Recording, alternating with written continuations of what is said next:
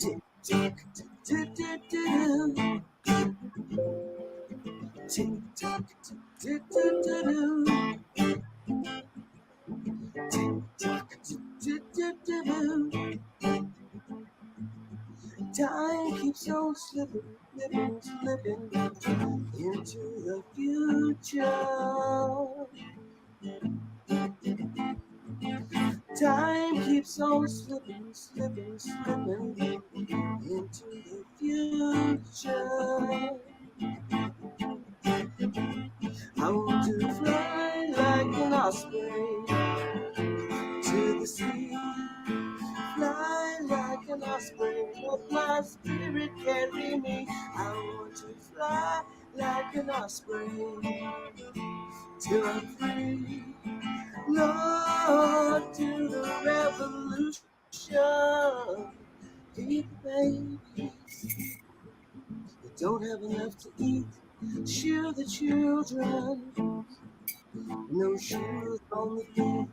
How's the people living in the street? Oh, there's a solution.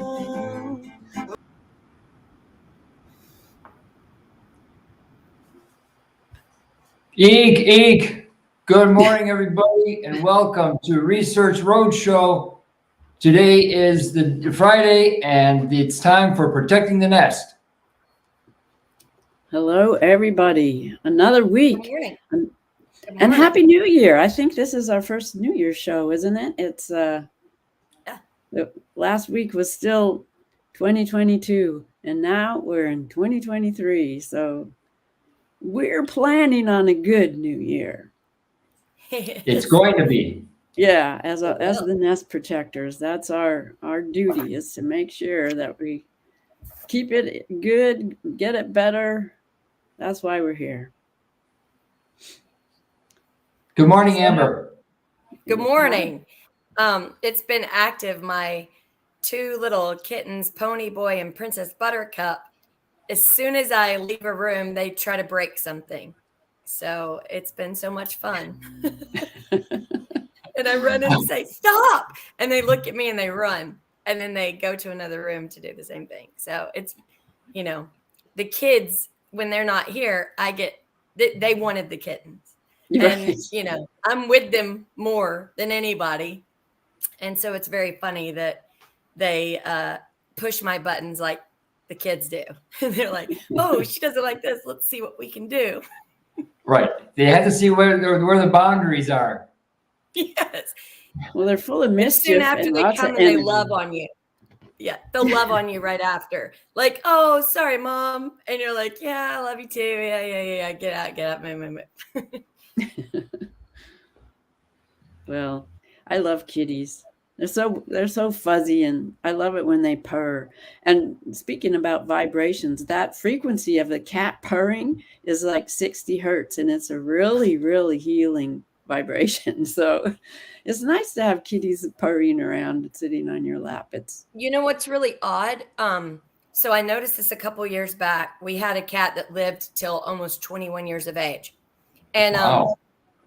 Anytime, like especially after a really long day landscaping, over in the elbow area, especially if we did a lot of digging for bigger trees, I would have really sore elbows.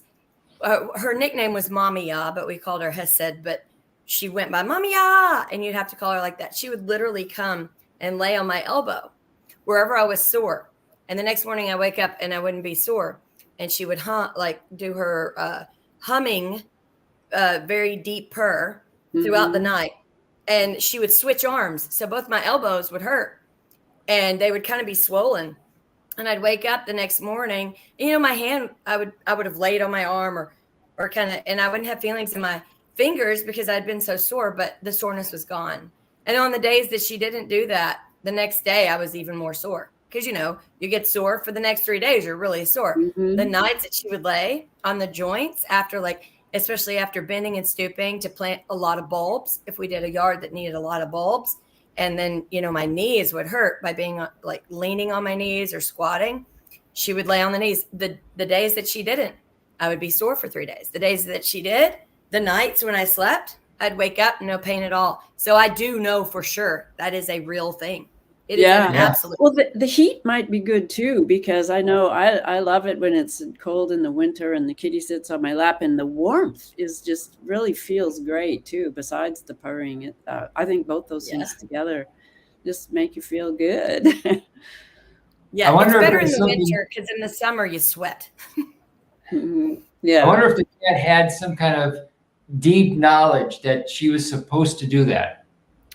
Well, I think animals that become part of our families, and dogs especially, they can have the role of, like a doctor. I know my dog, when I come in, he always sniffs my ears, and any new person he meets, he sniffs ears. And I understand that dogs can be trained to smell cancer and stuff like that. Or diabetic comas before they happen. So I think yes, that they're very equipped to help heal the people that they feel are in their pod, their whatever you call it. They know how to do it, and we don't always recognize that, but that's important role they play for each other in their what do you call it, pack. What are cats? They have a different name, but Yet I sent John a little short clip because for some reason AI has been sending me really cute animal videos, and there's one of a red panda, and it's one of the cutest things I've ever seen. But when you see it, the trust that animals instinctually want to have for us. They instinctually want to have that trust, but over time, we've lost a lot of trust. But when you see an animal actually trust and you're feeding it, and it's something as docile and beautiful as a red panda, it is like it brings you back to nature in a way. It's just, they're so adorable. Oh, sorry.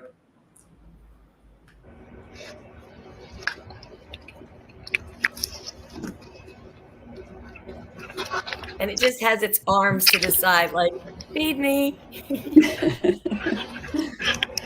And it's got the cutest little face. Oh my goodness. Look at that face. it is The very gentle. raccoon-like. Yeah. It's way But cuter so than that gentle and dog. sweet. Yeah. And I mean, it's you just see this sweet, gentle passivity, and I'm getting all these videos where it shows animals you would think wouldn't get along helping each other, coming to tell a human about another animal being in distress. And so it makes you think in the creation of the world, there was this unspoken rule. And it was we were to look over the animals, but also to protect them. And instinctually at our core, they know to come to a human who has appendages who might be able to do something that another animal can't. But we've done a lot of things to cause a backlash between us and the animal kingdom, and so you see that as well. But when you get a glimpse into that, what we were all created to be connected into, it's absolutely amazing. Like, it brings tears to my eyes every single time. Yeah, I think our families are bigger than just the humans. Yes, I we've agree. Yeah, we help each other out, and in many ways that we don't always recognize. So it's really Yes, we quite used to go wonderful. to the zoo in Atlanta all the time, and they had red pandas. And my Mm. children, as babies, they would always request red panda, because they would come to the little glass, but then they would go and play and they would roll around. And they saw themselves in like how the red pandas played, because they would Sure. wrestle and then they would poke and then they would try to take each other's like food or toy or whatever they're playing with. And the mom would come and separate them and kind of push them apart, and then they'd run back together, and then she'd kind of sigh and grab them up and then give them both food. And it was very cute, and it was like they found this association. And then all of a sudden there was a something, they were moving the red pandas around to try to get them to populate because we were losing so many of them.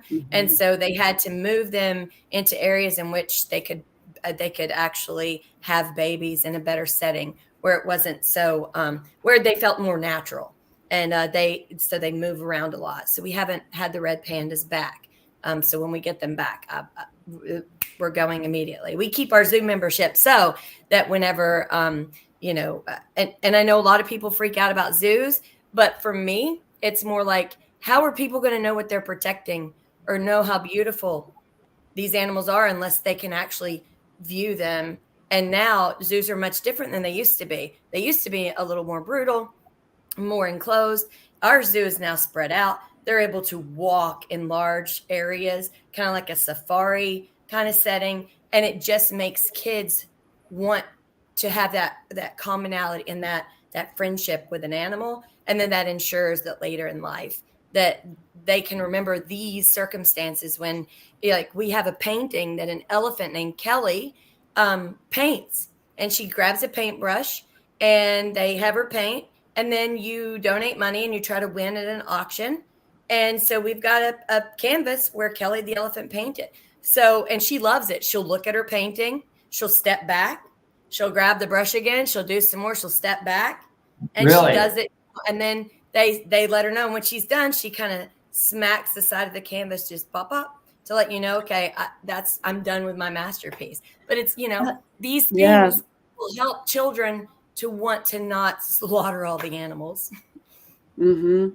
That's an amazing story, Amber. And I remember a few years ago, I got really interested in elephants paintings, and there was a bunch of elephants. I think they're in Indonesia, and they were doing portraits of each other. And they were so interesting because they were of their rear ends. And it would be like, because they go in the long line. And so they identify each other from their rear ends with the little tail and the feet. And it was, so interesting because not only was it a portrait, but it was so much of the elephant's perspective of life. Isn't that great?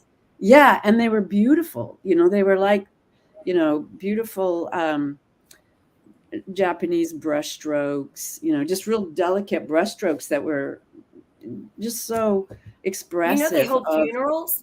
The tail. What? Do you know they hold funerals? Yes. They're amazing. They have funeral ceremonies for one that's passed away. It's absolutely breathtaking to watch. Yeah. Elephants are incredible. And that's what our zoo is big on. It's had elephants for a really long time. We had one, Packy.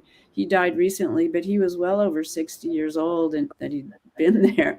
And he was born on, or my daughter was born on his birthday, and her son was born on one of Packy's son's birthdays. Oh, nice. So that was kind of cool. But yeah, we have a breeding population that's been here for a long, long time. And it's incredible to watch them when they do have a baby and you go see that. All the aunties are all around, and they really protect and care for. You just sort of see how it happens, even though it is artificial situation. But they're amazing, very wise creatures. Yes. And they do Tai Chi. That was so wonderful to see in the morning. They're doing their swaying and they're doing exercises, just... they remember people. So what we were told by the zookeeper is if you have a moment with an elephant, if, they'll come back up to you and like look at you and do something with their trunk. And so for a good 6 months, I took the boys to the zoo on a constant basis, and they would say, Kelly, and they would talk to a couple of the elephants. So every now and then with the older elephants that are there, not the newer ones, the ones that have been there since my boys were much younger, they'll walk, and they'll stand and sway, and they'll look straight at them. And then, kind of walk up a bit, look, walk back. And then if there's a zookeeper around, they're like, oh, you must have been coming here for a long time. We're like, oh yeah. My firstborn 11 years ago, we had his birthday at the zoo, his first birthday. So, some people like to do it with a very closed setting, but I wanted him to love animals from the very beginning. So that's where we held his very first birthday. And his actual birthday cake was an elephant. So it was a Horton Hears the Who elephant. That's a great story. Yeah. So we have a big affinity for the zoo here. and just all animals in general, which is why I named my second born Noah. Go figure. It's very important for kids, well, everyone, not just kids, to observe animal behavior in their natural habitat. I went camping in my senior year of college with 3 other guys, and one of them was 2 years older than us, so he had been stuck in New York City for 2 years straight. And he hated to go back. He just hated to leave the campground, just because we were just so intense, getting out of the lab, getting, absorbing all of this, watching the animals do their thing. And it's not just kids. We need it as well. Yeah. Yes, absolutely.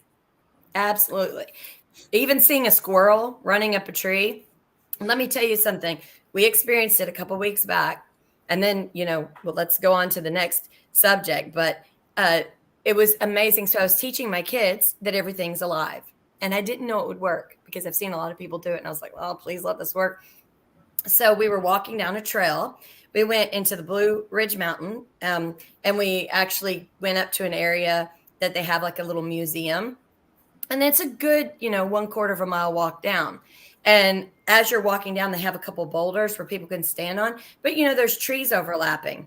And I said, if you ask the tree, if it wants to touch you or say hello, please feel free, do that. So they're standing on a boulder. The trees, they're a good 3-4 feet away. And the limbs, and what do you know? Not even a breeze, nothing. You see the tree limb going like this. And then it would brush and then and I said, see, you got to give it permission. And everything's alive. And so they each did it. And Chase kind of looked at me like, what kind of crazy witchcraft is this? I said, no, it's true. I've seen tons of people do it. We used to do it growing up when we would play with blackberry bushes. And, we would say things like, oh, hide me, because we'd play hide and seek. And, they would actually move. And when you go into graveyards sometimes, there's no breeze, but trees are moving. It's the craziest thing. And so I wanted to show my kids, and I was hoping that this time, because sometimes it doesn't work, but it absolutely did. And my kids from that point on have looked at things like when we're pruning stuff. Oh, Mom, does that hurt it? Not if you don't do more than a third. It doesn't stress it out. That we all need pruning. When our behavior isn't doing well, there's a reverberation that happens. There's something in our life that lets us know, hey, this isn't good. And we prune that behavior, right? And since we tend to the earth, we prune and we acknowledge these things, and then it makes us grow better. So, plants expect to be pruned, just not slaughtered, so you don't go and prune half of it. It's going to have pheromones. It's going to bring in, predator bugs, like things that are going to weaken it and weaken its system. And so I love these journeys that we do with the kids to bring in plants and animals, because what kind of future are we if we're robots? We're so disconnected. We live in concrete jungles known as smart cities. And then only the ones that want to exploit our lands and tell us what we can eat and how we're going to be GMO farmed and, and have GMO bees, they're going to be so out of touch that I have to do my part to connect them as fast as I can to everything I can, so that they'll yearn for those national forests, for the woodline, for the mushrooms growing on the woodline, for the herbs that grow from the earth, and they'll be in touch with it. And I think all parents should really consider these things. Make your kids love, show them how beautiful everything is, and they naturally will fight against concrete jungles. Well, that's a great segue into what I brought today too. Perfect.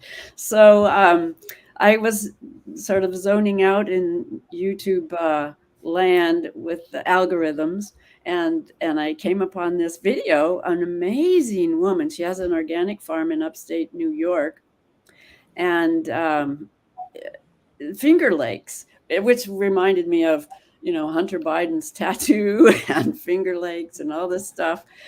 But what she has done is she's really quite brilliant, and she has really studies things in a way. And so I have a couple segments that to show from her, but how she got this particular segment was that this year, a couple of her family members got ill with COVID, and so she wanted to see how other countries have dealt with it, and are the ones that have done better than the U.S., because we were like way at the bottom for results. Do they have treatments that they're giving to people? Is that why they don't have as many deaths? Was her question. And she did some research and found out that there's all kinds of stuff, especially in the countries that have done well, that they commonly use and have for thousands of years. Both India and China have treatments that are available and work. And so this is a little bit of how she came to know cases and what- deaths what she learned. relative to the population in countries. Oh, I'm sorry. You're going to go back to the start of the segment. Yeah, go to the intro because she shows the graphs. It's pretty powerful. Cases and deaths relative to the population in countries like China and India and Japan, they were much, much lower than, say, like the UK and the United States. So that got me curious, like, what are they doing differently? I would say that the best thing I can. I should have recorded this first. Here we go. Relative to the population in countries like China and India and Japan, they were much, much lower than, say, like the UK and the United States. So that got me curious, like, what are they doing differently? Of course, they may have like better overall health, maybe less obesity, maybe less metabolic disorders and conditions like that. But like, what would I be able to get there off the shelf or via prescription that I cannot get here? Now, if you're as curious as I was, then stick around for this episode because we're about to go for a deep dive on herbal remedies and treatments for viruses, and specifically the virus that began spreading 3 years back, which I'll call David for short. Not to be confused with the biblical name of David. It has a nice ring to it though, David. I will say right now that if you think this information is helpful to you or your loved ones, please consider liking and sharing it. And if you care to, feel free to subscribe and hit the notification. You can move forward. Yeah, to the next one because she'll take us through the top two winners of all the research. She did a ton of research. She learned so much stuff. And this shows a little bit more about her methodology, the next segment. Therefore, this study called in silico molecular docking analysis targeting David spike protein and selected herbal constituents, which was published in the Journal of Pure and Applied Microbiology in 2020. So this one is focused on the search of useful ligands for S protein among active constituents present in common herbs that could serve as efficient remedies for David. So they tested only 12 compounds present in common herbs. Now, these compounds weren't just plucked from the air. They picked these 12 compounds because they are well known in enhancing or protecting the immune system, particularly from viral agents. And you often heard folks suffering from this thing called a cytokine storm syndrome, which is when your immune system responds too aggressively to symptoms. Now, this often happens in folks with like autoimmune diseases. So there's quite a bit of research on compounds that can alleviate that. And many of our anti-inflammatory herbs may be used to help actually suppress those symptoms. So there's one here called, this is a fun word, epigallocatechin gallate. That had the highest binding affinity with the viral S protein. This is found in Camellia sinensis. Most folks will know that as green tea. which is kind of crazy, right? The one that had the second highest binding affinity with the viral S protein was curcumin. And most of us will know this from curcuma longa or turmeric. So this study shows that epigallocatechin gallate found in green tea has, quote, the highest potentiality for acting as an inhibitor of David, and it binds to the S protein at 8 amino acid residues.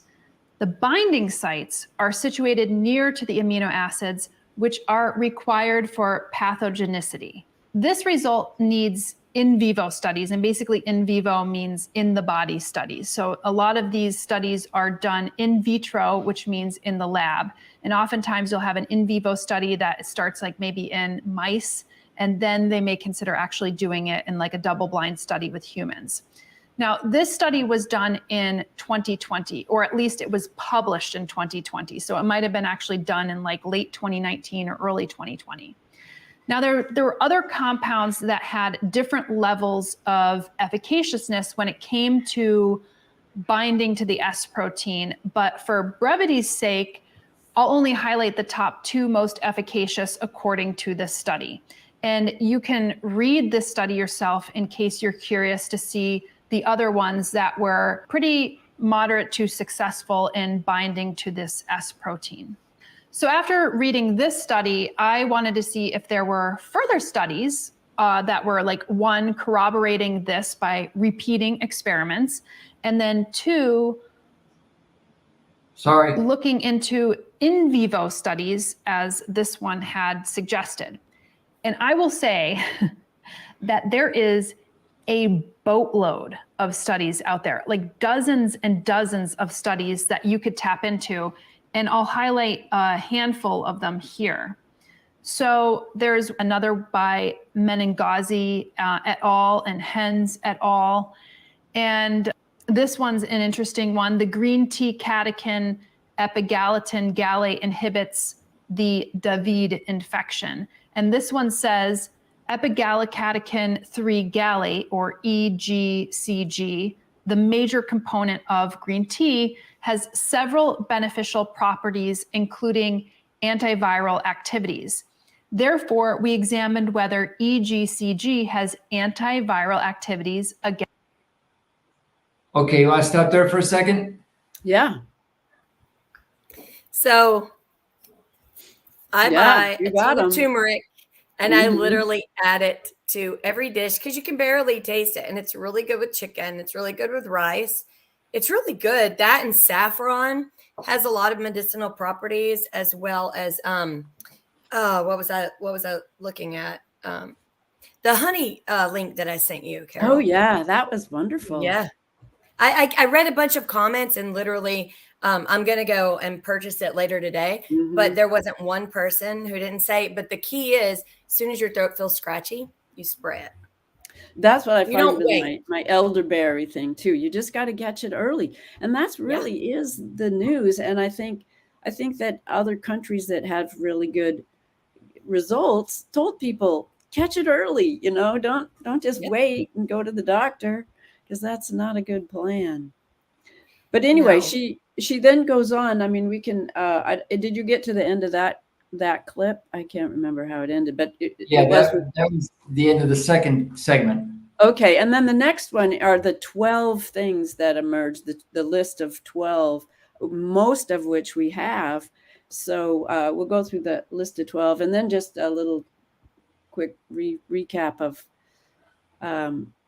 her outrage at how we're not using our common sense here, and it's causing all these problems. And her relatives got really ill. So let's finish the other 2 clips, but there's a lot to say. We already have known this, but she's so good at doing the deep dive with the science. I loved it. So go ahead, John. Yes, she is I'm very glad you found this. This is full of good information. Forward. Okay, so this is in the same analysis here. And they are now looking at recommended Ayush plants. And many of these are actually part of the kata drink, which I had just previously mentioned. So the first one is ashwagandha, again, Ania somnifera. Again, it's something that we've highlighted on this channel just recently.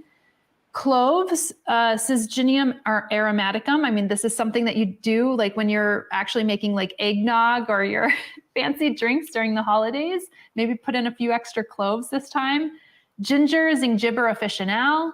Gilloy, Tinospora cordifolia. I mentioned this before, and it may seem like I'm on repeat, but it's because it's actually a different paper. Tulsi, holy basil, Ocimum tenuifolium, Japanese honeysuckle again, Lonicera japonica, licorice, Glycyrrhiza glabra, turmeric, Curcuma longa, pepper, Piper nigrum. Often the turmeric and the pepper go together because the pepper actually catalyzes the turmeric and makes it work better in the body. So oftentimes when you see an herbal remedy that involves turmeric, it usually always goes hands in hand with black pepper. Now, some people are allergic to pepper. There's a very few sort of people that are actually allergic to fresh black pepper. So that would be something that I would obviously consider. And again, you have to tailor it to your own body and your own conditions. And then the last one is cardamom, which, you know, I use in cooking, and I know a lot of Indian people will use in their cooking as well. So Yeah, well, one of the things she said too is that these are not only active with SARS, but also MERS, that they test with MERS. So if they come at us with MERS, all these things, they work with more than just one thing. Obviously, they're just really universal good boosters for the immune system. But let's just look at her conclusion, which I really liked. It's real short. Okay, and then I want to make a quick comment about the second segment. All right, here we go. Unbelievable. I mean, tell me if this is not blowing your mind already. I mean, if you've stuck with me for all this long. I'm almost done. I'm almost done, I promise. It's just that there's so much out there. Tika mentioned that. Baked licorice root, Glycyrrhiza glabra, magnolia bark, which is Magnolia officinalis, peppermint herb. They use a specific kind of mentha called haplocalyx, and then the fine leaf nepeta, which is Nepeta tenuifolia. But you could probably substitute it out with a different kind of mint or a different kind of catmint. Now, for a patient's daily dose, a full set of herbs and 1 liter of water were placed in a boiler and simmered for the decoction to reduce to 300 milliliters. Now, on this page, you'll see that I have showcased how many grams of herbs were used in this particular patented ICM 101 that was used in China to target the pandemic. That to me right there is an interesting remedy. I mean, why not? I have a lot of these herbs. I mean, and you should too. I mean, what can I say? This is crazy to me. I mean, these research reports that I've pulled are really a small sampling of information that is out there. And there's so much information that it could be so overwhelming, particularly if these types of concepts and alternatives are new to you. I mean, it was overwhelming to me just to kind of go through each one and say, okay, which ones am I going to share with you? But honestly, I found this rather elucidating and quite personally a bit upsetting. I mean, I have found this upsetting for the fact that we don't have equivalent treatments on the market, that these treatments are being made elsewhere in other countries that have alternative systems set up to encourage health and recovery, and that these treatments are being put to the rigor of peer-reviewed testing, in vitro, in vivo testing, double-blind studies. I mean, come on. I mean, how much more information do you need to say like these things could, should be maybe used elsewhere and other than the countries that they're being used? So sorry, I'm getting worked up about this, but you could tell it's a really important thing, and it's stuff that I wish I knew beforehand. Okay. Yeah, she made a couple of very good points there. And one thing that I wanted to say last week was that in Sicily, there was an outcry about the United States, the NIH and CDC coming into Sicily to tell them, the Sicilian health administrators, what they should be doing. And one of the doctors made a very good point. People are not genetically similar all around the world. And Sicilians have worked, for example, rosemary. Sicilians use a lot of rosemary also in their ancient recipes for medicinal cures because they have found through trial and error after hundreds of generations that rosemary works for a certain medical condition for the people on that island, right? That doesn't mean that rosemary is going to work in Finland or in South America because the genetic makeup is a little different. So this is incredibly important.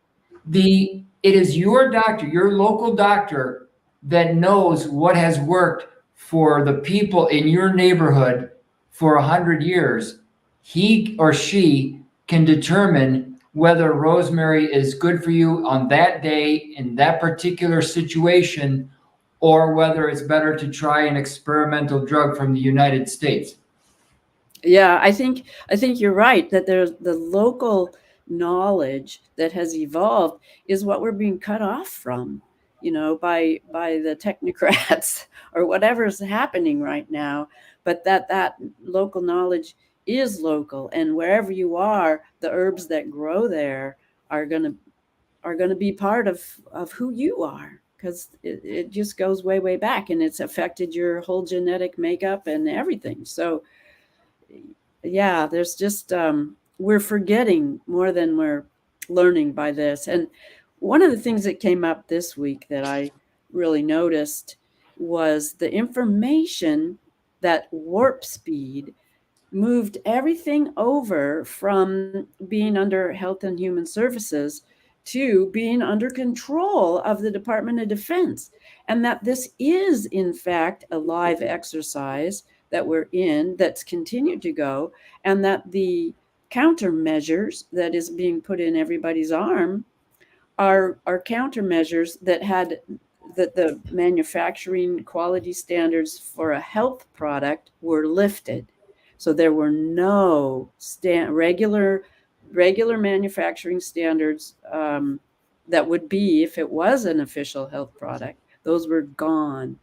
And, we're seeing all these problems now. So it was just, we're not using our common sense of being cautious, doing no harm, the basic things that have been with us for thousands of years. Do no harm is the Hippocratic ideal. That's the oath people take, and that has been thrown out to make it fast. And that also, when it's under the Department of Defense, the other thing that happens is that they're also testing the messages. And so instead of having the agencies that are supposed to protect us, the FDA and the CDC, they became the message testers. How do we get vaccine hesitancy overcome? That was the question asked, not does this work? Is it really helping people? And now we're living with the statistics that can no longer be ignored. And well, I think the biggest, I think we're giving over our power in one way.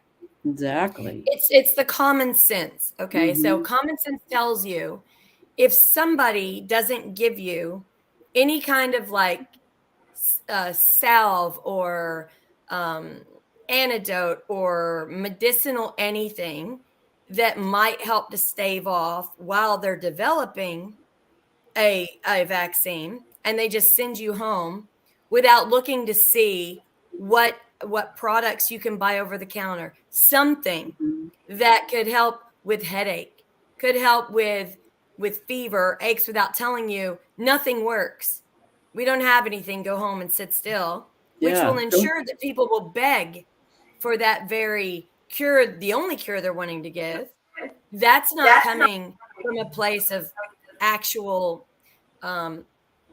caring, nor is it coming from a place of healing, nor is it coming from what would, if you're a doctor or you're somebody who's there to try to solve an issue, you have people coming in with a stomach ache, right? Are you just going to say, go home, I don't know what it is? Or are you going to try to say, hey, let me see what are your symptoms? Let's try this. Let's try that. This was not happening at all, right? And you go over the history of since the beginning, that's always happened. If 12 kids in a classroom get a really bad stomach ache and they all have to go to the doctor's not like, well, I don't know. You just walked in, go home, we'll figure it out. Some guy who's not in the hospital, who works in a lab, told me nothing to see here. Just, go home. That's not a doctor. That's a messenger that's doing the bidding of somebody else. And then those same doctors want to be protected from someone suing them because they know what they're doing is wrong. So common sense tells you that that's not okay and we shouldn't allow it. There should have been some sort of healing. They shouldn't have been receiving a call from someone who's not looking at patients, who's not there on the scene just because they're saying, oh, but this is what's happening over there. Each hospital, each patient is having different symptoms. We were told, oh, it's so weird. There's different symptoms. Why were they going off of one little playbook, right? If there's all these different symptoms, and that's where when it doesn't make sense. It doesn't make sense. Where there's smoke, there's fire, right? And we give over power by trying to make sense of the nonsensical. And they're nonsensical. Convince me that what you did made sense. You can't. You can talk in circular logic. You can use big words to try to convince me that all was normal and I need to chill out. We all know it wasn't normal. It wasn't. Well, doctors have understood for thousands of years that listening to your patient is key to figuring out what to do, because there's lots of possibilities, but you have to figure out the right solution for that particular person. And that was just completely thrown out the window in this live exercise that we now know was controlled by the Department of Defense and not by healers at all. And I think that's why so many doctors are so demoralized, and they're losing their licenses even if they try to be actual doctors. In California, that new law actually passed. So somehow it was veered off any course that makes sense for doctoring or common sense or living on the planet with plants. Or we've gone into a dark pit. So Carol, I sent John something that we need to be reaffirmed. We all need to be reaffirmed that we're not the only ones that see this. And it says everything is upside down, right? And these are not your typical, girl next door American.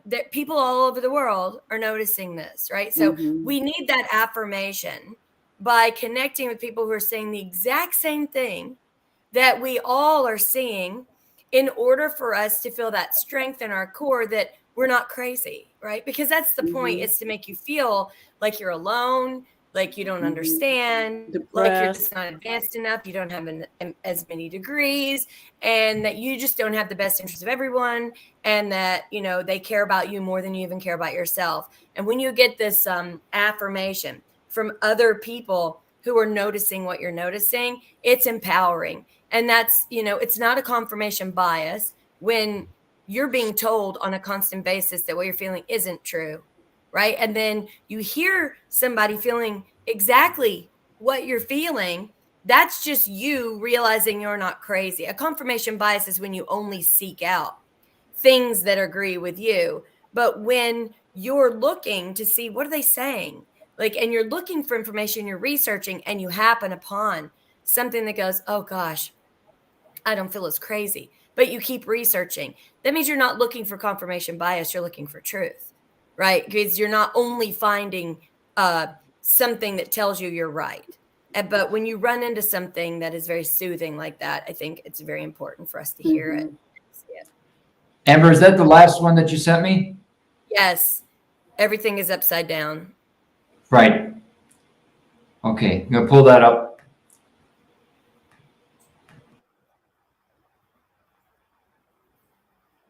My PC doesn't really like Facebook. It's hard to fit the window in Facebook. No, I put it on Twitter. That way it would play for you. Oh, okay. Because I don't see. It should have been from my Twitter. Okay, I'll go back to your Twitter. I'll play the first Twitter you sent me. No, it's the last one. I sent it 103. Everything is upside down. But that's a Facebook, and it's not the same. Oh no, there's one after that I did by Twitter so that you wouldn't have to do the Facebook. Because that one was sent at 12:55. Sorry about that. Okay, got it. I figured the Facebook one would be difficult, so I resent it in Twitter. Got it. Here it is. Okay. Facebook's not nice sometimes.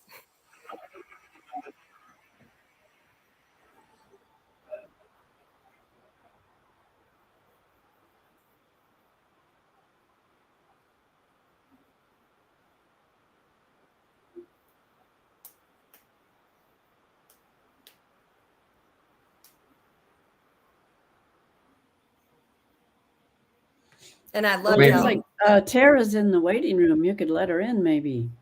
Awesome. Yeah, I loved how matter of fact, and they didn't keep going and going. It was just a matter of fact, done. And you know, no one should have to wax poetically about what's absolutely true. You should be able to state it just like that, so that people, you know, it goes to their core.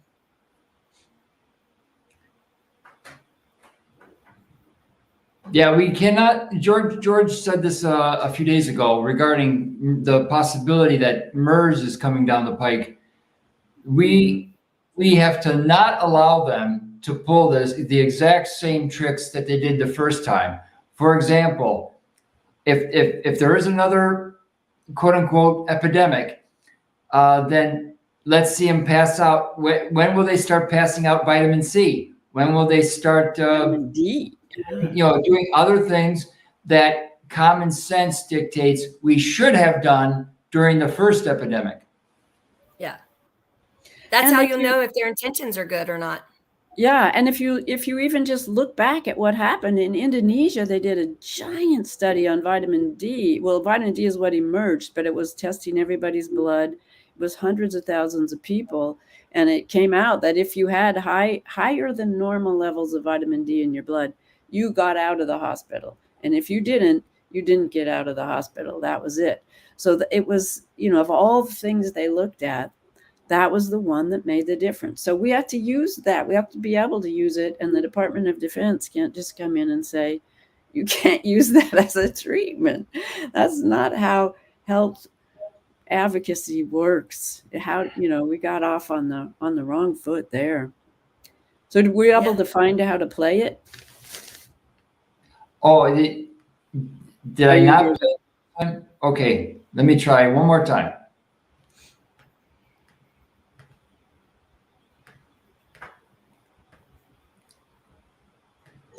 But everything is backward right now.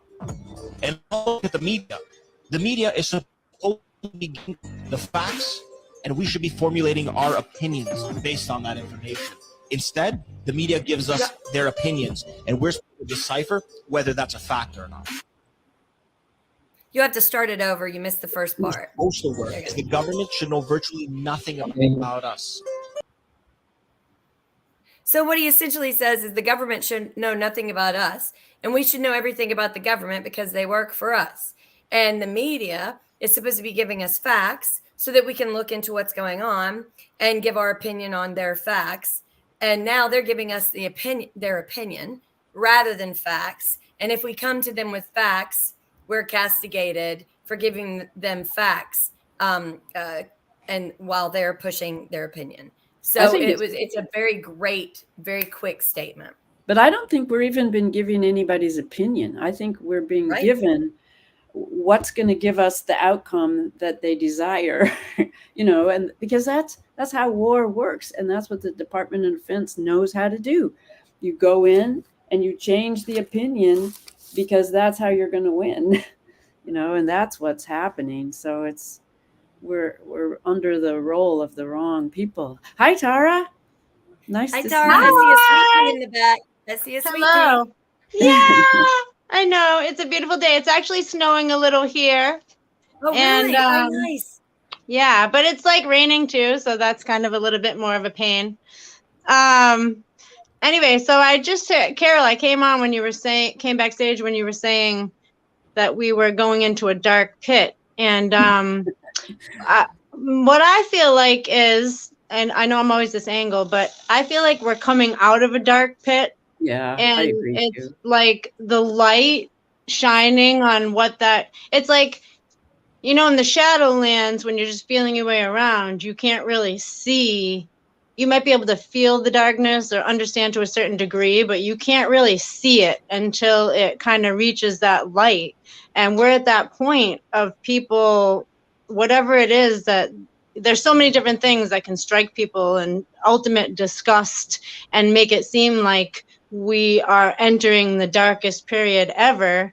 And, a lot of what is coming up is honestly, it's heart-wrenching. Like what you guys are kind of, I don't know what you were talking about earlier, but it really matches with where I'm at today, as far as just today and every day, but recently.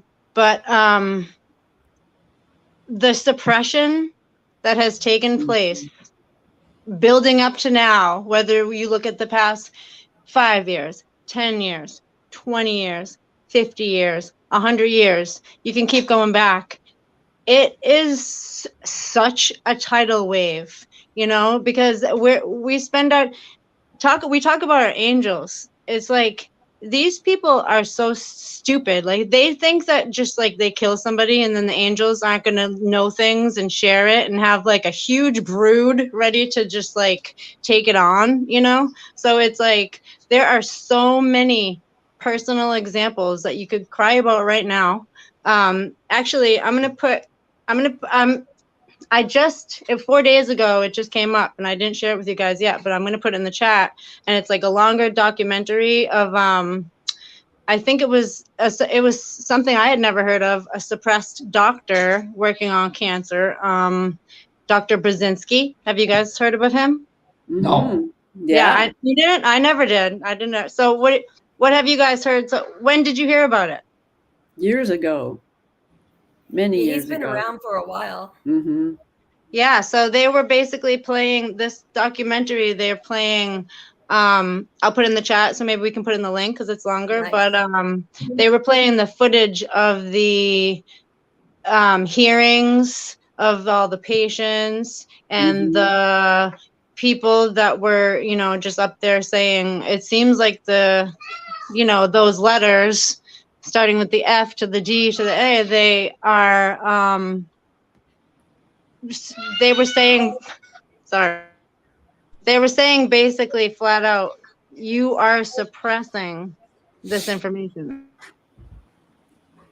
Yeah, and they were saying, he helped us. He got rid of our cancer. Person after person after person. It was a lot of people, and he's not the only one. There's other doctors over a lot of time that have been suppressed that had solutions that weren't going to make people rich, that were going to actually make people better. And so they weren't part of the medical system. I became aware of this craziness a little bit after I got married, which was almost 21 years ago. And we were talking about, family members who had passed, what they had. And my husband's grandmother, one of his grandmothers, had cancer, breast cancer, and passed away. And he said it was frustrating because after the fact, he found out one of his high school friends' mother had stage 4 breast cancer. And all she did was literally go on a strict fruit and vegetable diet. And she did only smoothies. So she didn't have to chew. There wasn't a lot, but she blended everything. She didn't peel really anything, except she would take seeds out that had too much, nice and too much arsenic, things like that. But she would literally just, everything was fruits and vegetables, raw diet. Within 3 months, she went back. Nothing was there. Not one thing. Right. And so when I heard that, I thought, well, that's so weird. If it's that easy, why are doctors not doing something about that? I mean, people are having to get their breast cut off. People are going through chemo. They're having to wear these cold helmets so their hair doesn't fall out, where it freezes their brain pretty much while they're sitting there. Or they have to go and buy wigs, and sometimes their hair never comes back. Kids are going through absolute torture. In some of these hospitals, they say they're there to like help children, but they're trying all kinds of different treatments, which are experimental treatments that the parents sign up for, which is why they don't have to pay any money. So in one token, thank you so much, but in another token, I don't know what you're trying on these children, and maybe it's free for a reason. So it's very nerve-wracking knowing that, and then thinking that the people that you pay taxes to, right, and the people that tell you to be patriotic, and they do this all over the world for every country. This isn't just a one-off for one country. Like most countries tell their people, we love you more than anybody. We're the best country. We're better than everyone else. We legislate better. We rule better. We're the best leaders. We have the best ideas. And meanwhile, they allow for silliness like this, and it's sad. They allow it, and then when people question it, they're known as like the rebels. They're known as the ones that stir up trouble, when all they're doing, if your government actually respects people who are trying to solve problems, right? Like, the natural response system to someone who has a good heart or something that's actually trying to help you, versus the response mechanism to something that just wants to confuse you, bully you, and get you to shut it down, right? So naturally, if someone says, hey, this worked, there should be hundreds of doctors rushing over there. Oh my gosh, tell me what you did. Let's look at the lab results beforehand. Let's look at after. Okay, let's try this with this kid. Let's try this over here. And they don't do that, right? They just say, well, that's not necessarily true. And then they won't talk about it. And then they come up with lots of other drugs that haven't been tested. And they never do the natural response mechanism. So I would encourage people, whenever you're hearing something, to put yourself in the shoes of the person telling you it, right? And then say, is that a natural response to this issue? Is it coming from a place of genuineness and a place of, I want to help you, or thank you for that information? Or is it coming from a place of, shut your mouth, you don't know what you're talking about, I don't care what your results are, I'm in control, right? That's not a good place. In fact, those are the same people that mock people who are religious and say, oh, well, what you believe in is bad. And like, the fact that you have to pray, that's stupid. Well, so I'm supposed to worship you as you shut me down when I give you legitimate information that I've seen with my own eyes. You're more oppressive than what you're mocking on a day-to-day basis about my belief system, right? And so these are the things we really need to analyze. Like, sociologically, is this a normal response? Because of the fear, and because we feel inadequate. When you've got everyone who's they've got degrees, they work in these established places, they get to be on TV and talk to people and tell you they know what's best. So, they know psychologically you're gonna be like, oh, well, I really don't know. And they know if you're working all the time to earn money to pay exorbitant taxes, exorbitant bills, deal with the inflation, deal with the lack of resources, deal with the lack of like good jobs in order to have one parent at home, one parent working, so that you can actually adequately raise your children without handing them over to the government, and which is going to mock you for doing so later. These are the things that we need to really like push back about, because they're trying to tell us common sense. Like, truth isn't truth, and that's unacceptable. And I'm not going to accept a bunch of a-holes telling me that, I'm not hearing what I'm hearing, I'm not seeing what I'm seeing, all because it's a power struggle, and it's about money, and it's about stock, and it's about, control, taking away information so that they can have a patent or a control mechanism over who is to be okay and who moves on. So they can't say, well, eugenist wise, well, some people are just dumb and they're not good for us. You're dumbing people down. So that's not even a good response in itself. So even the top eugenist who's like, well, just some people, they're doing dumb stuff. Look at some of these people in Appalachia or some of these people in the poorer communities. Well, it wouldn't be that way if you wouldn't have set it up that way. So you actually made them dumb. And now you're the one saying you're going to take them out of the world, but then you're going to mock anybody who believes in a God. You need to back off. You're mentally unstable and we're tired of your shenanigans. Like, we need to empower ourselves with that, because these people are they are the crazy ones. They are literally the crazy ones. Well, even the beginning of Western medicine, said, let food be your medicine and medicine be your food. That was the very beginning of the, of the West. And the Eastern stuff obviously does that too, and has forever and ever and ever. So somehow we really lost our way when the Rockefellers took over.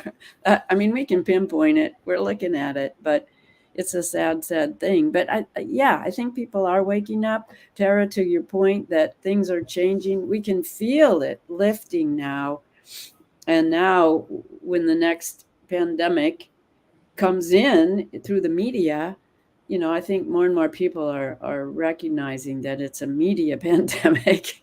Well, more and more people are waking up to the fact that there is a lot of money behind these vaccines, but they're still not getting the idea that, for example, the FBI informant who pretends to be storming the Capitol, January 6th, and that the whole thing was arranged weeks ahead of time. That's still a little bit too much of a leap for them. So we have to start with like Amber was saying, with the medical hypocrisy. Mm-hmm. Are these people who many of whom don't have children, are they really working for our best interests? And we have to highlight and make our neighbors see, hey, these guys are not just after the money. They want you to be less healthy. They want you actively to not take care of yourself. Well, I think if you listen to Yuval Harari, it's worse than that. The humans are not worth anything. They're not worth being workers, so we don't need them anymore. And I think on some level we're certainly feeling that, seeing it play out, and we just need to get together and say, forget it, we're not going there. And we can see it now. And so that's wonderful. I have a great example actually in Portland. I found an old New York Times that got put on my doorstep by mistake. And on the front page of the New York Times, this was a little while ago, front page here, and down at the bottom, it says, down here, I'll read it to you. Army of volunteer sleuths hunt down Portland stolen cars. And it's a great big article with lots of pictures on the inside that's talking about self-organized people that are sick of getting everything stolen from them. And they started noticing there were places where all these cars were gathered, and they took pictures of the license plates, and they just started to get together. This one guy posted the picture and found the person who owned the car. And so they've become an army of people that just go out in their spare time. And if they see something wrong, they take a picture of it. They talk about it amongst themselves.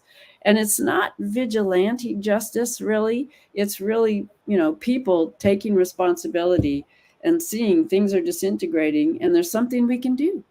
There's something we can do that's easy.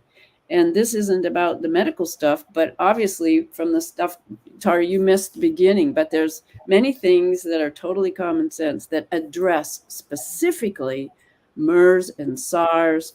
And, so there's simple solutions that we need to start with.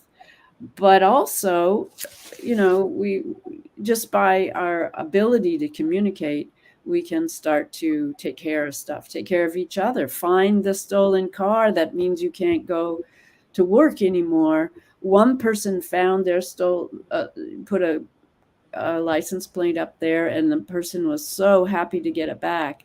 And then later on, a few months later, she found the motorcycle, the beloved motorcycle that had been stolen from the person that found her car. She stumbled upon it, but she knew she was looking for it. So, I mean, these wonderful reciprocal things are happening that show us, yes, we can go back to a society where, we can use our common sense, and we can use our love of each other, and coming to civil solutions that are going to benefit humanity and our individual situations and our collective situations. So all those things are happening every day. And even if it's bad press in the New York Times, it's also, there's transformative things happening within communities, within human beings, for those that survive this onslaught. And we see not everyone is surviving, and it's really sad. But we can still work for doing the best we can where we are right now. Well, I also think there's a weird perception out there where people only use their sight and they don't really have a lot of knowledge. So you have people you have a lot of in common with, and they would assume because of what they see that you might be a lot different. Like I have a lot of friends, like they're not religious at all. Their religion is recycling. Their religion is, reusing. And they would assume that, well, since our family is more religious, we pray a lot, that's not their thing. They will lecture me about recycling. Little do they know that almost everything that we have, whether it be in our house, outside our house, like we built a whole like clubhouse for our kids out of recycled wood that was thrown away, out of pallets that are thrown away, right? Out of fences that we took down that we let in a shed so that we could then build. And so it's very difficult in our perception of today where you would assume, oh, well, that's really nice. Well, that's because I painted it, or we sanded it and we reused it.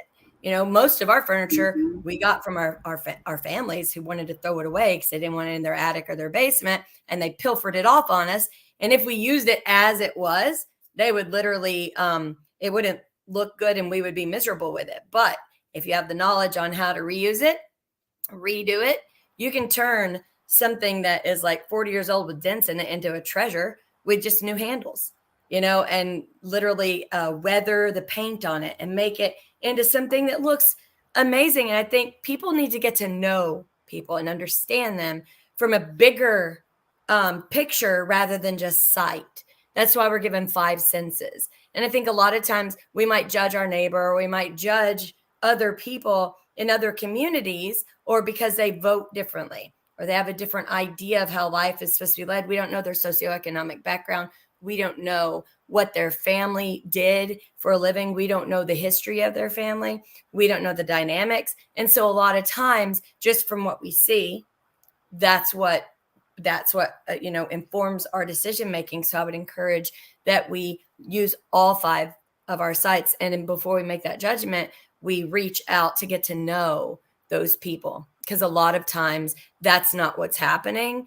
And if you have a misused judgment, not only can you not see what's going on in the world, but you can't gather community in order to push back against things that are very dangerous for the human race.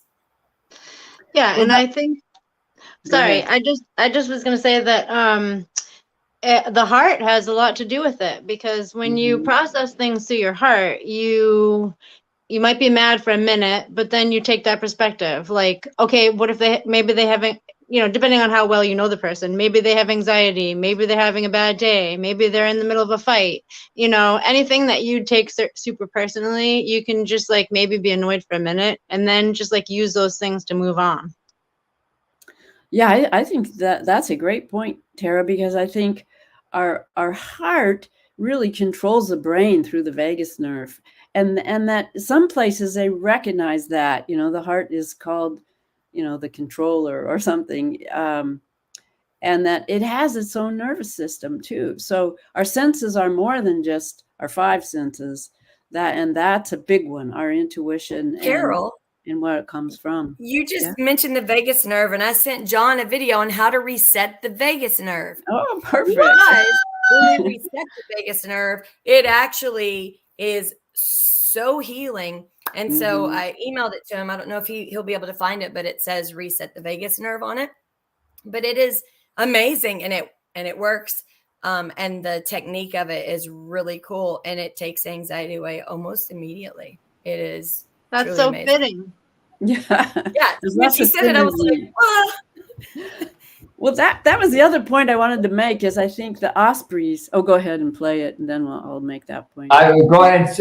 I have to work a little bit on the audio. Go ahead and say what you were going to say. Oh, okay. I was just going to say that I think that we were talking about how or Amber, you were mentioning how people make assumptions based on putting you into a category, and it's not always like that. And I think that's one of the things that's been so incredibly valuable being an Osprey and having this group who all came together on their own volition and used their own time to do this.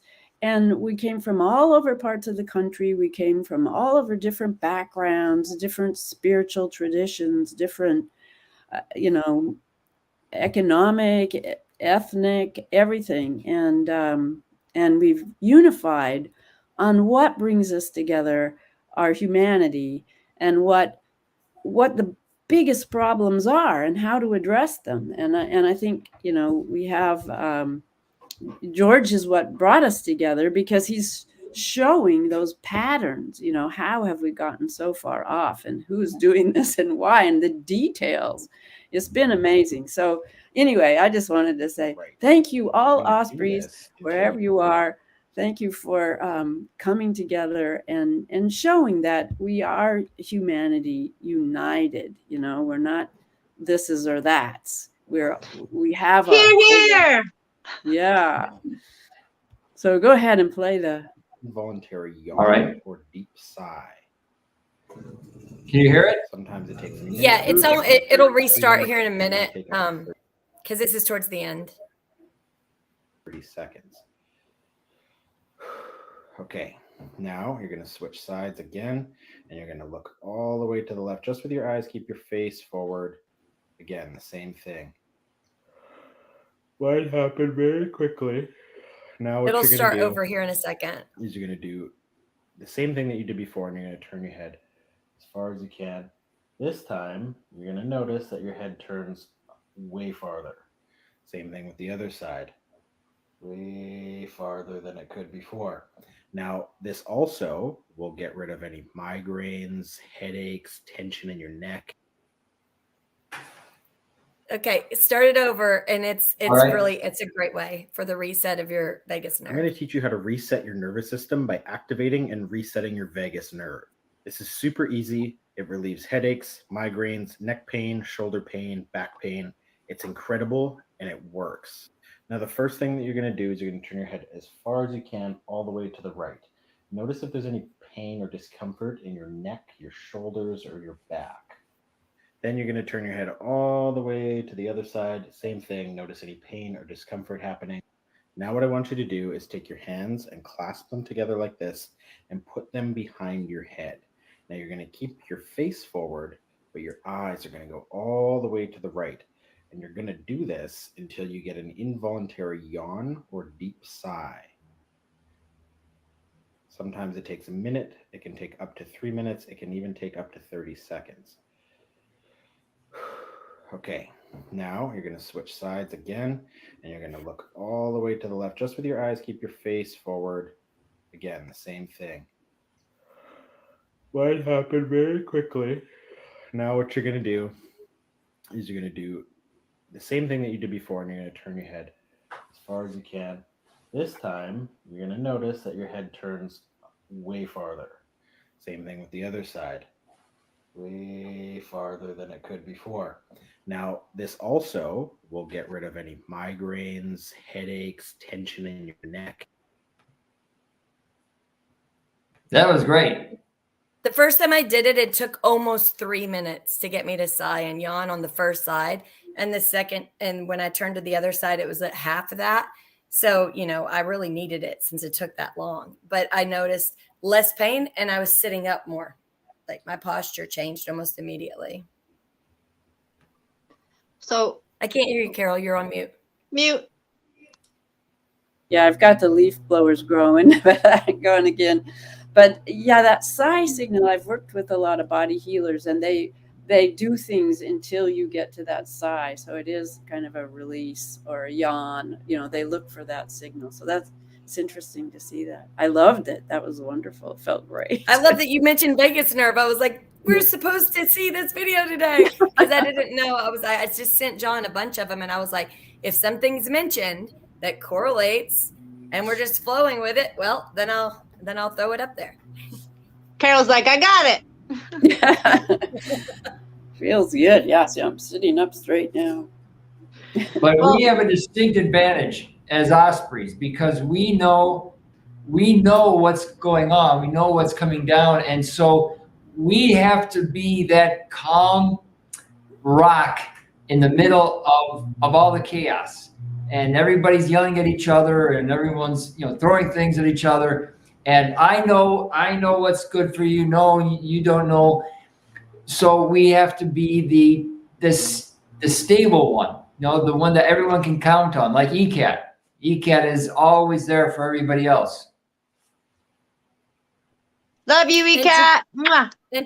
And today, before we end, I sent a very inspirational thing. So, because I think sometimes we get put in this dark world and then we start off the weekend because we had to realize some hard truths. And it sometimes it can be debilitating. And I find I have to use a lot of energy to get out of that. And then by that time I'm tired and I can't really enjoy the positive energy that I jumped into because I'm exhausted from the whole journey. So today, when it's closer to time to end, it's an inspirational video where a guy is just kind of going to amp you up and remind you about life and why, we're still here and we have more power than we know. So it's really, something that we start off the weekend on a very beautiful note. And, I just want to say, speaking on that and speaking of George, that's one of the things I meant.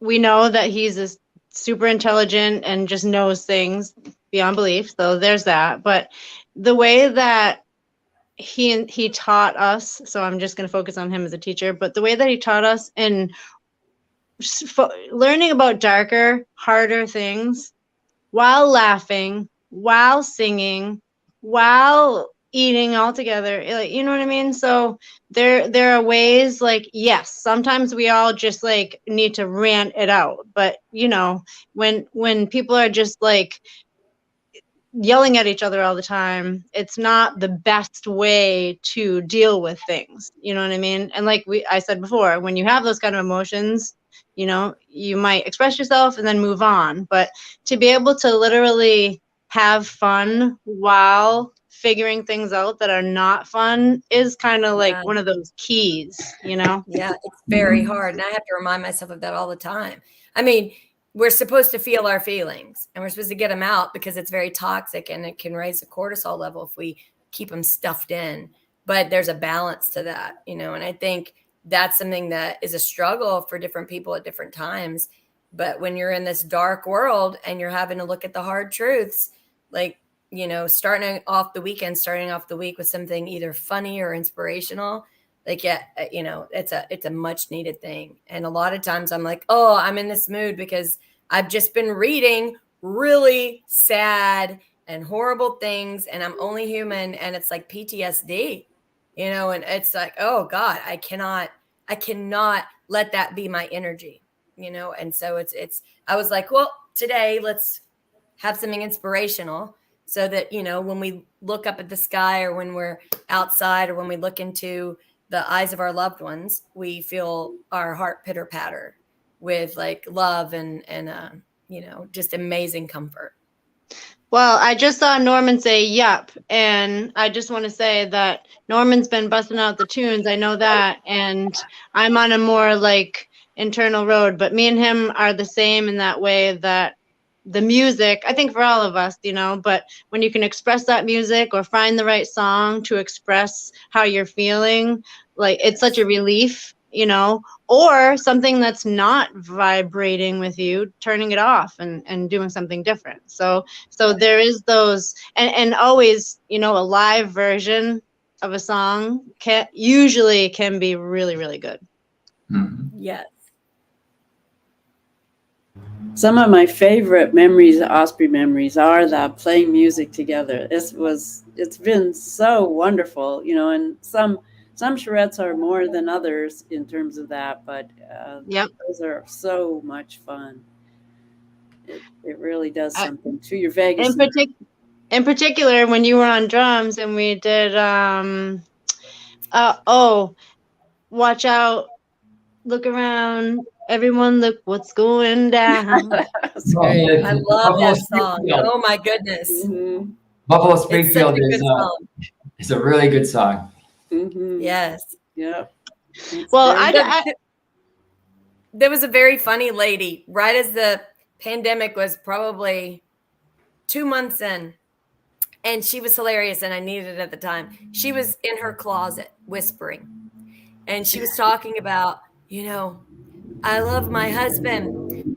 I love being together. And I thought this was going to be a moment where we could really, you know, be close because we're at home. And she said, but I can't deal with it anymore. I can't hear the song, A Horse with No Name, anymore. Name the damn horse already. And the other day he asked me where the forks are.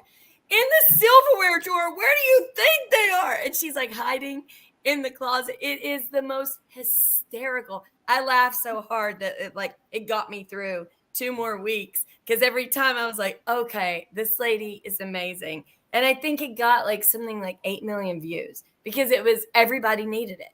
And so that's the moment I realized when I'm scrolling through everything, the ones that like I was busting out laughing or I felt a big hug or warmth from what somebody was saying, you saw the number of people who actually saw it versus, you know, someone that was complaining about, and then my neighbor's doing this and freaking out. Like you felt like, oh, like when you feel like you have to hurry up and tell the person they don't understand, that's, you know, that's not something that is very comforting. But when you see something like that, it's familial, it's very funny. And you know, it's things like that I think are just people just being raw but funny, that it's going to be a video that lives on forever because it was hysterical. Just name the damn horse already. I love that. Well, it's easy to get a little down. It's very easy to get down nowadays. But the algorithms have predicted your every move today. And I don't just mean the three of you. I'm talking about everyone in the chat, everyone in Georgia, everyone in Ohio. The algorithms pretty much know what time you're going to go to lunch, which videos you're going to watch. Your every move is predictable. So my suggestion for today is be unpredictable. Do something like random act of kindness or go somewhere you've never been before. Do something that breaks the algorithm. Yes.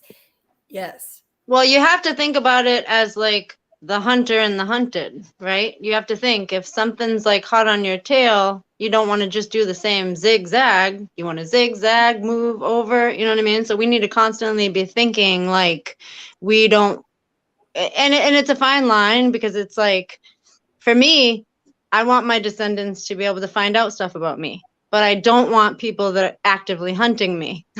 So it's a balance, you know?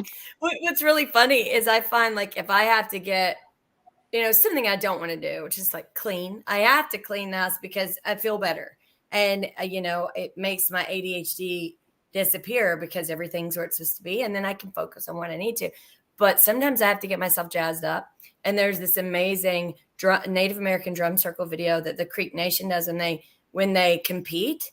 And I mean, it's like a warrior song. And after it, I'm like, running through, cleaning the house and feeling, really strong. And then it's done like that. And I'll listen to it the whole time because literally there's that underlying beat that's going like this. And Perfect. it's, and they're, loud and loud and louder and louder. And you find you're getting through all of your chores. And afterwards you feel like 10 feet tall, you feel your chest is out to there. And then it's a weird reset. And I think we all have those weird things, like what songs get you motivated, and I told myself this year I was going to do a journal of the things that I enjoy and what feelings and emotions they bring on.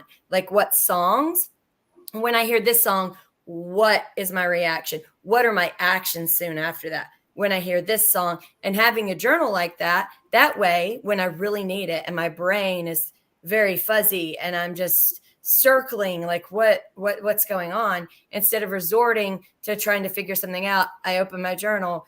Oh, this is what I need to feel. I need to feel focused, or I need to feel this. Turn on that song. And so I think it's a great way to access who you are when you're in a tizzy.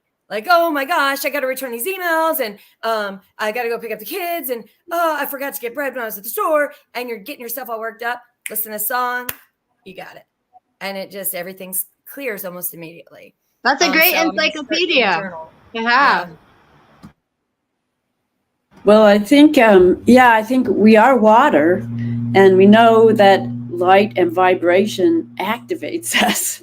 It's what makes everything be able to move and everything be able to happen in our body. So I think it was really a wonderful moment for me when I was on McDuff's show and Corky couldn't get on, and I showed him the picture of what sound looks like in a bowl of water, and John loved that. And he understood what happens when he's singing with in an opera, with a symphony, what's happening to everybody that hears that, and how important it is.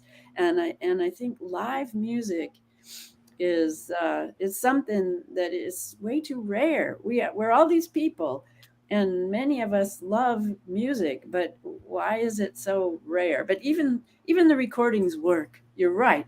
If you can put on a song that does the right thing, that you can recall, that's what iPods have been able, I think, to do for people, is really be able to search their music easily and find it.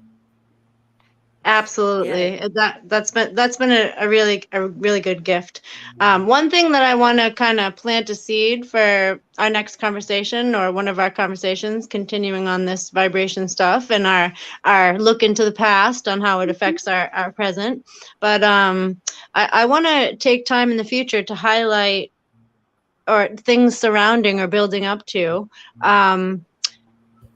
I'm going to say throughout the 80s, when they really removed the band, they were like, let's just take this flashy looking singer, we'll put a little beatbox. I mean, don't get me wrong, there's good songs that have some simpler beats but the instrumentals, that I think it's more important than we realize, even though we didn't let them get rid of it because people play instruments. But as far as like really that world stage, they just, I think in the quest to remove our good vibrations, these people that play beautiful instruments, it's just like, let's just shove them under the carpet, Before we played the inspirational video at the very end, I think John had mentioned January 6th, and Tara was sharing a video about that. I know it's in the StreamYard chat. I'm not sure how long it is or what you guys think, but it is footage that you might have seen before. One of the interesting things about it is that I was literally it was before we had walked to go on the walk to the Capitol, right? President Trump was still talking, and you can actually hear and see the ones that are corrupted and up to no good self-weeding themselves out of the crowd. And if you listen real good, kind of, I don't know if we'll be able to hear it, you can kind of hear what they're saying too.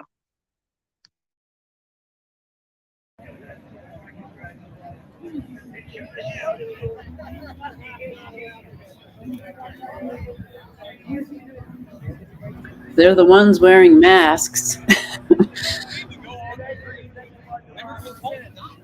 definitely they stick out.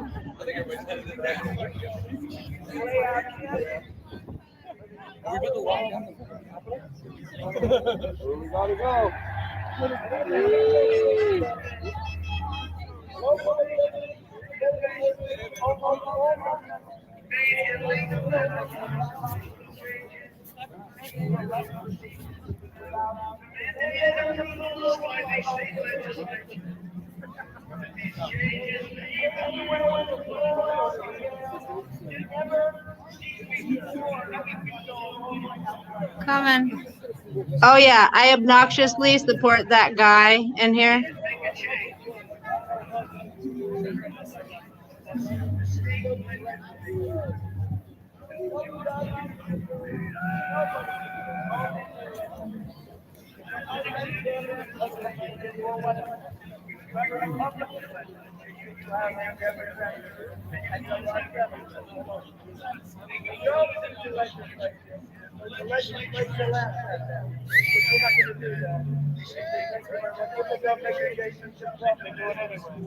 And that's totally illegal. It's totally illegal. Okay, coming.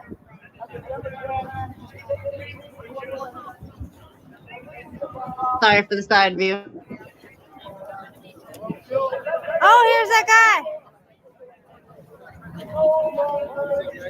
Remember, I saw you in Arizona. Hey. Freedom!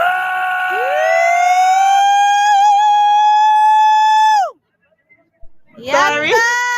This is not America's last stand, you guys. This is America's first stand. This is the communist last stand in America. Yep. The open now. We got them exactly where we want them.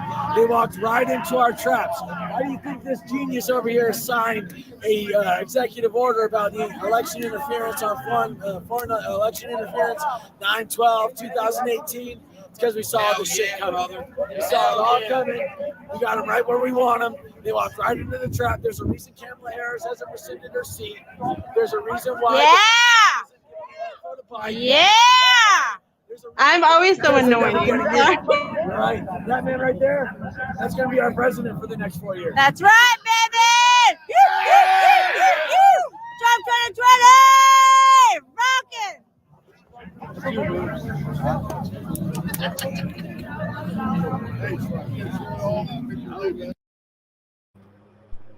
Okay, so obviously I didn't get suspicious of him until I saw a picture of him in the Capitol. And when I was seeing him, I was like, oh, these tattoos seem weird. But of course, I liked what he was saying, you know? Well, I think George had a picture of him with the guy from Oddpor. No, not Oddpor. The Azov Brigade. You know, that guy who's been really well recognized. And they were like chummy. So, but what I noticed, I remember, was as it's separated like that, and you were talking about, you can see them, but where we were on the back, up by that big tower, you could see the earpieces and talking into the earpieces a lot, and that there were several different groups, and they'd be looking up there and talking to that guy and making hand motions, and then they all of a sudden all went around to the front where it happened, and that all the earpieces were organizing them to do that. Yeah, it was easy to see, but we knew that we were looking for that, you know. Yeah. So that's why I think we could see it. What was interesting is after the fact, I started noticing a lot of people talking about they ran into people who were from China and other communist areas that were warning Americans and saying, you don't understand what's happening. And we can wait till next week, but I sent John a video of a North Korean defector who was talking about what they were promised and what they were told, just to hand over all your land and we'll make sure you always have rice and meat stew. And so everyone believed it, that everybody would have it and it would be equitable and equal. And now no one owns land and no one is getting what they were promised, you know, and she's freaking out, saying she tries to explain to Americans all the time who are saying everything is so unequal and everything is so messed up. And she's like, show me what I came from, because that's unequal and very messed up. And these promises you're getting are going to turn into nightmares, right? So there's, when you guys came back and with other people I knew, that, you know, that was one of their main takeaways, was that there were people warning, saying, I came from this country or this A country. lot. Please There don't was watch this film. many immigrants. Yeah. Yes, a lot Many, of many. And the Chinese immigrants were very well organized and had huge tables and said, "Get rid of the CCP, help us get rid of the CCP." Yeah. You know, they had been dissidents and they had been hurt, and people that had come from Africa. I talked to a lot of people that were immigrants and had, you know, and I said, "Well, what brought you here?" And they said, "We lost our ability to speak out, you know, and this was the only place left. So I came here."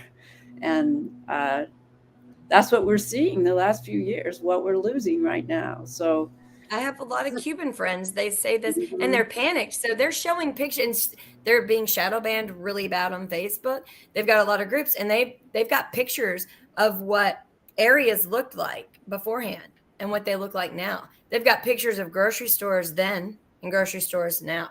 They've got pictures of gas stations then and gas stations now. They've got pictures of people walking down the street then and walking down the street now. And all you see is crumbling buildings. Like they have like maybe 8 different products in a grocery store in abundance. So you can get only 8 items, and then everyone stands in line for 4 or 5 hours. And then they come in and they can only grab 1 or 2. And that's until the next time they get in a shipment. And the same when it comes to gas, and you have people who will move you up in line, but you have to give extra money. And so people just so it's such a struggle, but they're being censored. And so nobody is hearing where they came from and what's going on. And we're all being pushed this narrative that if you don't want communism, you must be fascist. And if you don't want fascism, you must be communist. How about you're American and you're listening to the tea leaves and everybody warning you about what's coming down the pike? Can we just be that? Because I think that's what we actually are, not, you know, these large factions of name throwing that everyone wants to call together. Yeah. And it is happening. I mean, all the crashed out cars that are stolen and, you know, stripped bare, you know, we're starting to see things like that. And I drove through Yugoslavia in the mid 70s when it was, you know, ruled by Tito and part of the USSR satellites. And you'd drive in the main highway and there would be steaming wrecks on the side of this street of the highway that were being picked over by people. You know, it was just heartbreaking, you know, and terrifying. Well, we can't allow ourselves to get to a desperate situation. And I think that a lot of the self-organizing, a lot of when we put our will into the self-organizing needs to be focused on those trade routes. You know, we need to be our own general store in a community. We need to have our own, you know, I was even thinking about the eggs. I'm like, how can I get the eggs to Vermont without driving there? And I was just like, oh yeah, in a jar of water. You know what I mean? Like there's ways that we can start servicing ourselves and our community and join together and make these connections equal actually commodities and goods and use our connections for those things and strengthen them now, you know. And even people that you think there's no reason to keep connected, and that sounds weird, but like, you know, say you're just like, oh, in passing, whatever, but say anybody, use your own discretion, but get people's phone numbers, meet in person if you can, like understand where to find them if something was cut off. You know what I mean? This is what we need to do to keep our network strong and to build, you know, things might come down certain routes that were unexpected once you build, you know, the proverbial freeways. Mm-hmm. Exactly. And my battery might pop or might quit. And so it's the video that's inspirational. I'll try to go look for something to plug it back in. And that way that'll be my goodbye, just in case my battery goes. I'll go ahead and say bye while you guys are doing your thing. Have a great weekend. This video. First play a little bit of this video about the North Korean defector, Yeolmi. I forget her last name. She's very good. Sorry. Columbia University. I mean, I remember growing up as a younger, the first thing my mom told me was not to even whisper because the birds and mice could hear me. And she said, most dangerous thing in my body that I had was my tongue. It wasn't just gonna kill me only. If I said the wrong thing, it was going to kill the 3 generations of my family with me. And going to Columbia University, I also learned that in America, you can get canceled, you get censored, you get penalized, you're called Nazi and bigots if you do not have the political correctness. And that really broke my heart because for me, safe place meant where people can express ideas, especially in college campuses where you can be stupid and you learn and by discussing, by talking to people. But of course, at Columbia, in the name of safe place, they tell you the things that you cannot talk about. And also I think that was important because she's talking about how flipped over America is becoming. You know, the fact that a safe space means just the opposite. And you can get cancer. Yeah, we're seeing that happen so quickly now. It's definitely not what it once was. Sorry, I've got the big leaf blowers now, so I'm gonna it's probably time for me to check out. Yeah, I was able to plug it in. Thank goodness the cord fit where I was. But the inspirational video, hopefully it gets everybody off to the right foot for the weekend, and it will boost you up. All right. And we have to boost each other up. Boost you up the good way. Boost you up. Yeah, the good way. The true way. Good vibration. Okay, wait a minute. Where's my audio? To tell you all why you're here to endure this thing.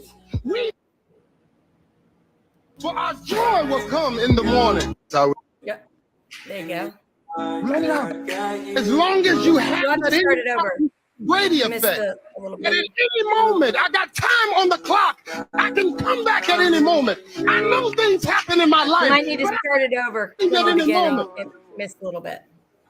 Well, I came here today to tell you, to encourage all of you that's going through a difficult time, that trouble don't last always. There we go. Let it out. As long as you have that in your body, you got the Brady effect. That at any moment, I got time on the clock. I can come back at any moment. I know things happen in my life, but I can make a change at any moment. Well, I came here today to tell you, to encourage all of you that's going through a difficult time, that trouble don't last always. That I've never seen a cloud sit over one person's house for a long time. This too shall pass. It has to. But my job today to tell you all why you're here, to endure this thing. We've been made to endure the night, for our joy will come in the morning. That was good. At the very beginning, it didn't quite get the. He talks about how he got married, and 30 days later, his wife passed away, and he had to. He was there to take her off the ventilator on her last breath, and he felt broken, and that he was giving his story, and he said each time he would wake up and he would take a breath, he would remember her last breath, and he said, you know, that's the Brady effect. And then he kicks in with, hey, it doesn't matter. The minute you wake up, if you've got a breath, be encouraged, feel encouraged, take on the day. Remember, life is precious and you're here for a reason. And then, you know, he gets everyone fired up with like, if you feel trouble, it doesn't last long. That cloud doesn't sit over someone's house for very long. You know, be encouraged. And so I hope everyone with whatever sadness you see or you read, that you were able to read it because you're still here. You were able to see it because you're still here, and take that and let it be your strength and encourage you and be that strength for others, you know? And so I think his message was really, really good, so that when we're looking through glasses of strength and kindness and love and encouragement rather than feeling depleted and conquered. So I just wanted to make sure that we all felt inspirational. Right. And we are constantly surrounded by the message that you have already been conquered. It is our job as Ospreys to raise each other up and to say, no, the game's not over. It's third quarter, late in the third quarter. We're down by 20 points, but we can still do this. And we must do this. And let's not forget our connection to the heavens, because that's what really rises us up and keeps our angels very close. Yes. Well, that's a great ending, I think. Thank you so much for that wonderful video, Amber. Yes, thank you guys so much. Have a great weekend. Love yous, and still kicking off the new year. Happy New Year, everybody. Mwah. Bye-bye.